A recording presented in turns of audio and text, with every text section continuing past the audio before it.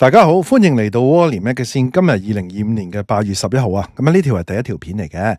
啱啱咧有一個資深地產傳媒人啊，好多個媒體嘅主管做過，咁啊做咗好多年噶啦。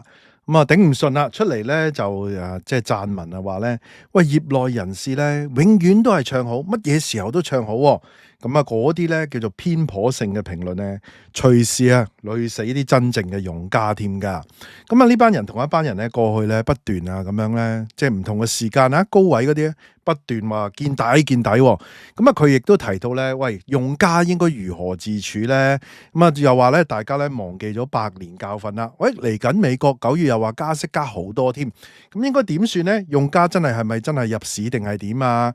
咁啊嗰個本質係點樣咧？唱好係咪真係好定係唔好定係點樣咧？咁一於去片同大家一齊探討啦。喺開始之前，希望大家免費訂閱我頻道 ，subscribe 我 channel，comment like 同埋 share 埋俾你朋友啊！如果可以嘅話咧，免費 join 埋我 Patreon 作為後備。行有餘力嘅話咧，可以喺 Patreon 嗰度咧每個月請我飲咖啡嘅噃。另外咧，我有一個最高級別嘅會員，咁啊有額外嘅內容啊，敏感嘅議題同埋一啲付費嘅內容俾大家嘅。多謝大家。啱啱我睇到一篇咧係香港財經時報啦，有一篇文章咁啊睇晒啦，咁啊真係咧深有同感啊！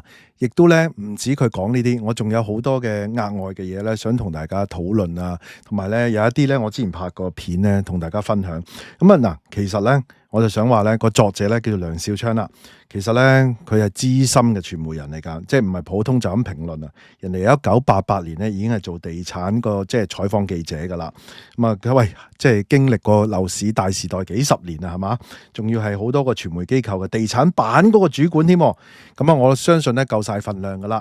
咁啊，我諗佢咧亦都唔會一面咁樣唱好啦，好嘅或者唔好嘅都要講係嘛？即係我覺得就呢篇係好值得咧同大家即係分享嘅。咁佢話咧嗱，根據翻呢個即係香港財經時報啦，佢話咧財政司司長陳茂波日前喺電台嗰度表示，咁啊佢話咧住宅樓市咧過去3個月嘅表現咧平穩，新盤開價咧貼市反應不錯。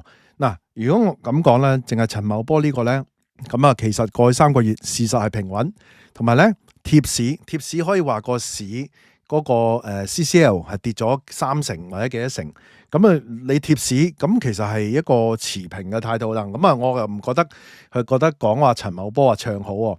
嗱，一二手嘅交投量咧，咁啊每月咧恢復翻去5000多宗啦。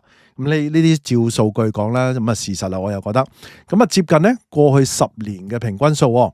咁咧大家要注意啊，你要知道即係近10年咧買物業，如果商業咧輸得好勁好金添。如果你話住宅咧，依家都好多都輸翻去10年前咁上下噶啦。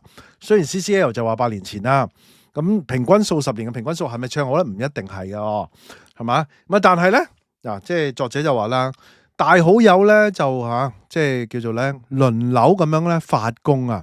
咁啊話咧樓市快將見底，回暖咁啊嘛。咁啊尋找筍盤咧，仲要講到係最後機會添。加上咧美國下個月咧落實減息，咁啊中短期咧對樓市咧有穩定嘅作用咁樣。嗱，大家注意啊，你要明白到咧喺過去呢幾個月咧係 HIBOR 跌到去1% 樓下咁誇張。有啲夾硬嚟添，我覺得嗱，美國咧講緊4厘幾息 HIBOR 跌到1% 樓下，咪搞到金管局係咁接錢咯。喺咁嘅情況底下咧，有啲扭曲，咁啊推嗰個樓市，咁先至叫做咧係咪叫做回穩咧？係嘛，會平穩喎，咁樣都係冇乜點升喎。有我上一集講過啦，升咗1.5% 啊嘛，係嘛？咁啊，但係咧港元嗰個港匯咧，似乎跟美金咧跌咗，我諗都幾個 percent 㗎啦。我睇咧就咁睇，好似都有8%。不過咧呢個我唔準確㗎嚇，即係我諗6%都起碼起標計㗎啦。因為咧美匯走弱啊嘛，咁啊港匯仲要喺弱方保證，咁你自己識計㗎啦，係嘛？嗱，好啦，咁啊講翻作者點講啦。每次咧聽到呢啲評論咧，佢話咧難道呢批咧佢好有口德啊？咁啊，因為始終地產版啊嘛，地產版佢始終都要同嗰啲咧，即係啲即係講緊話地產業界人士咧都要有來往嘅訪問啊、PR 廣告啊等等，係咪啊？所以佢話咧，難道呢一批咧佢形容為咧衛道之時咧，已經忘記咗早2年咧不斷話咧見底嘅預測咧，已經咧俾人打面嗎？計我話咧鞭屍呢嘛，直情要係嘛？呢次咧又出嚟說三道四啦，可能咧又見光死啊！咁喺年底咧再一次搬同樣一番話出嚟咧，簡直咧係不斷咧循環輪迴又輪迴。作者用呢個字啦，真係令人好討厭啊！唔知觀眾你哋覺得點咧？討唔討厭啦吓？咁佢話呢班衛道之士咧，咁啊當然啦，佢係冇開名冇講咩啦。不過呢度咧，我介紹有一篇我有一篇video 啦，就係咧會員影片嚟嘅，依家擺咗落去會員啊。咁啊，誰害慘香港業主啦？咁啊，六大地產佬傳拆界。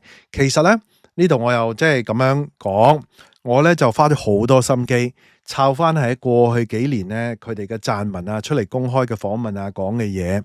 咁咧，哇！你睇完之後咧，真係咧，哇！真係，咁你就知道啊呢篇嘅作者講乜啦？呢篇嘅作者冇講咁多，但係睇埋我呢篇 video 咧，哇！兩篇咧一齊睇咧，哇！你就真係咧令人咋舌啊！哇！點解依家仲可以一路講見底咧？2021年都講見底喎，大佬係嘛？係咪有啲姓汪啊等等啊唔同嘅人啊？呢度啊，哇！咁啊自己睇啦，有時間啊。好啦，嗱，咁講翻呢篇文章啦，佢話咧。下個月啦，美國好大機會減息，咁即係我又想講啦，到底咧佢話佢哋唱好啦，係咁大唱好係嘛？咁係咪有啲人唱衰咧？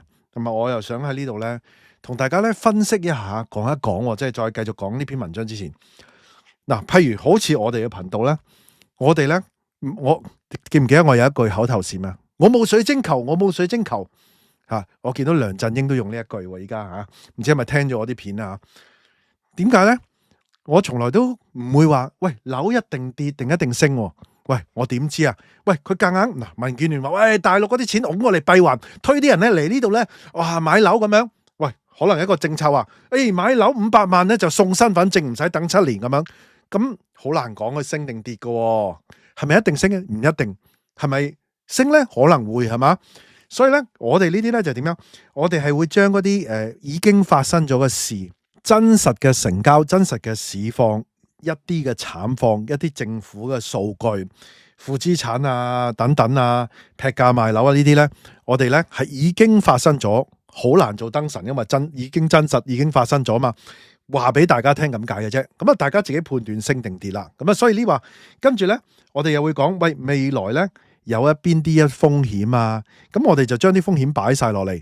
喂，就算啲樓一定升，會唔會零風險先？係嘛？所以我哋就係話咧，我哋叫做咧嗰個叫做 risk assessment， 咁啊擺晒啲風險出嚟啦。你買股票啊，正所謂嗰個證監嘅要求啊，一定要有風險嘅披露啊嘛，係嘛？即係無論你好有唔好有，就算咧你可能話喂跌都唔緊要啦，我真係好有剛需，我真係一定要買啊！好有剛需你可以租噶嘛，但係我一定要買啦。假設咁你都要知道呢啲風險噶嘛，係嘛？即係我哋提供就係呢啲價值啦。咁啊，但係嗰啲好友就會話呢啲叫唱衰咁樣喎。咁啊嗱 ，anyway， 咁啊，如果你話過去2021年開始一路話見底，咁呢啲叫做係咪叫唱好咧？係嘛？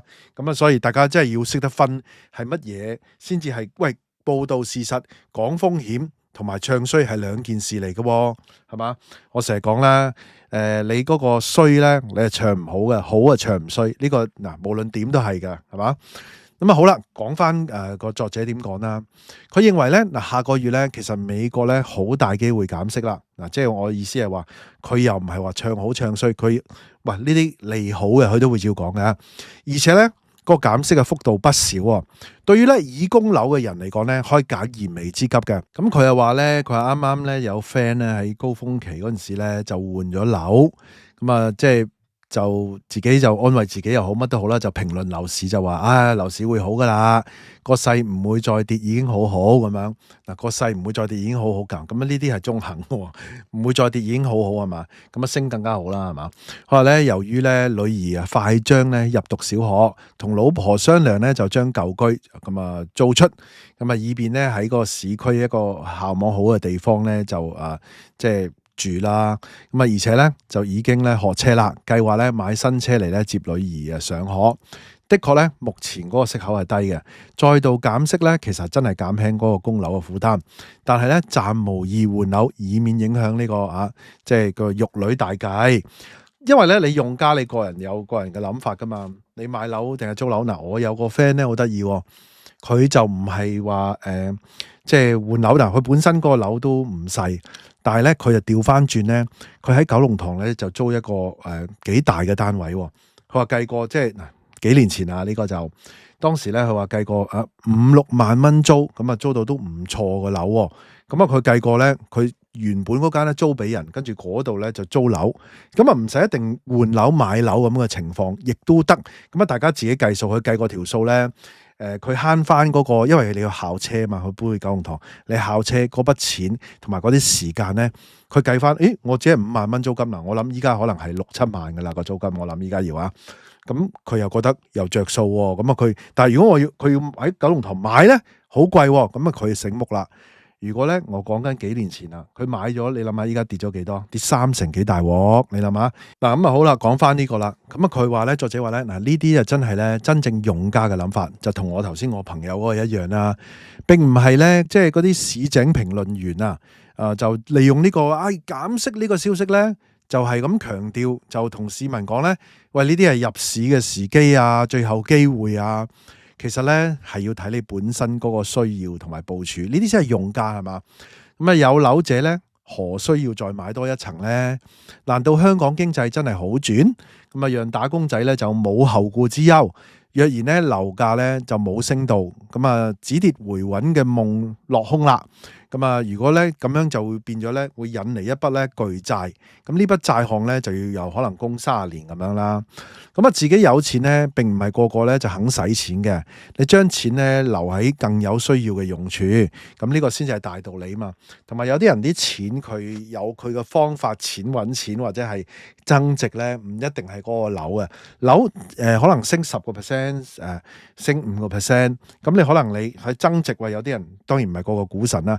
美股咧過去10年咧，我即係睇過好似大概咧平均都係升10%。當然唔係一定賺啦，未來10年冇人知係嘛。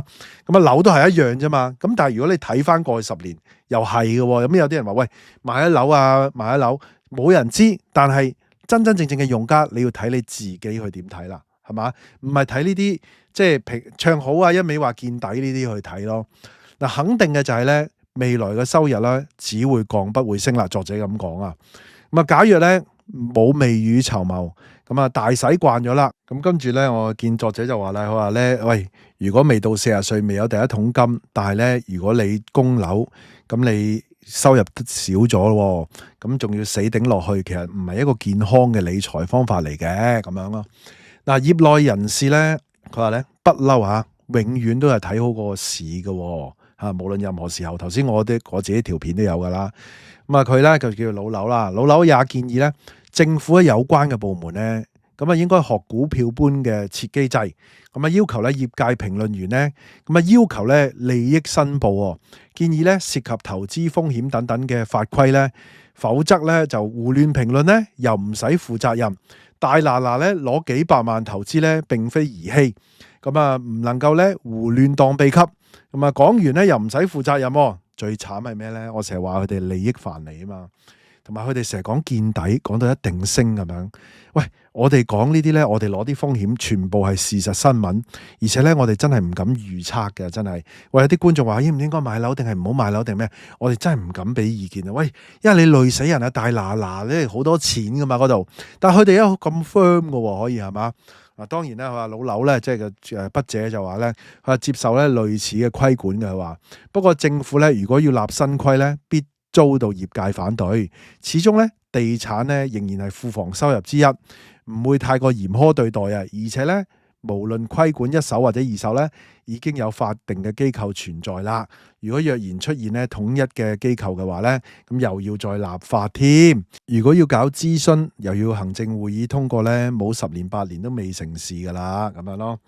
嗱，好啦，咁啊一路話唱好唱好，係咪真係好啊？其實啱啱咧，佢哋喺一路唱嘅時間咧，啱啱我8月8號又有一條片啦。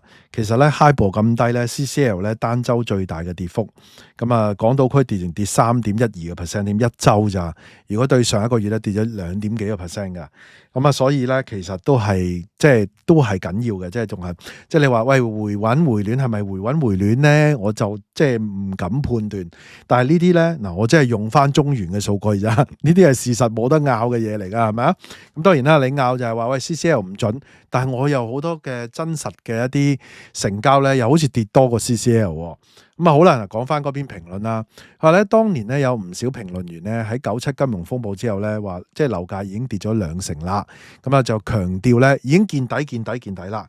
加上咧供應大減，又係當時咧又話咧呢個係最佳入市嘅時機。誰不知咧各項經濟數據不佳，加上啲失業率啊，咁啊負資產同埋銀行斷供嘅人主盤大升，喂有啲似依家咁啊。碰上咧2003年沙士嚟臨啦。咁啊，樓價咧6年累計當時真係跌咗7成啊，先至見底回升啊。咁啊，難道大家咧已經忘記咗啦咩？咁啊，即係阿劉少昌咁講啦，老劉啦。咁啊，呢次咧百年一遇嘅樓市個慘痛教訓咧，大家係咪唔記得咗咧？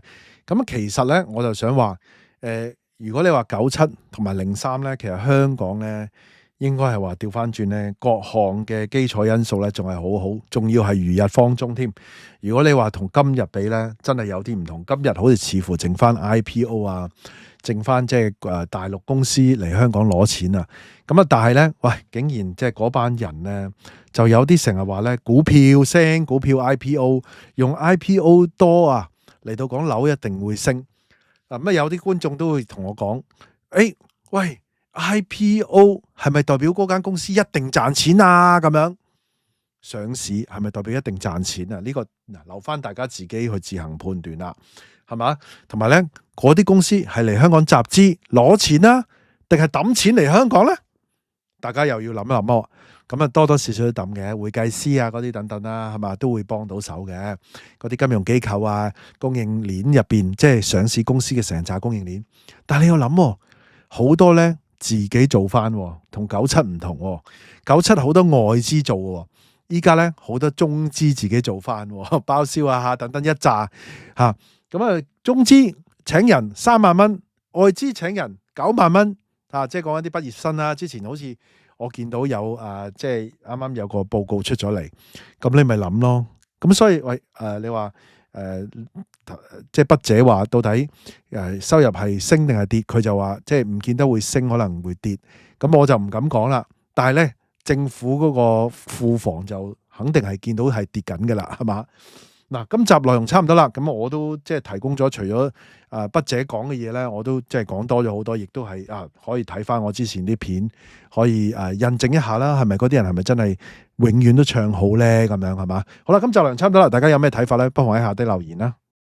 大家都聽到嚟呢度啦，希望大家 like 埋呢條片啦 ，share 埋俾朋友，記得未 subscribe 嘅要 subscribe 埋啊！可以嘅話，join埋我 Patreon啦。多謝收看，拜拜。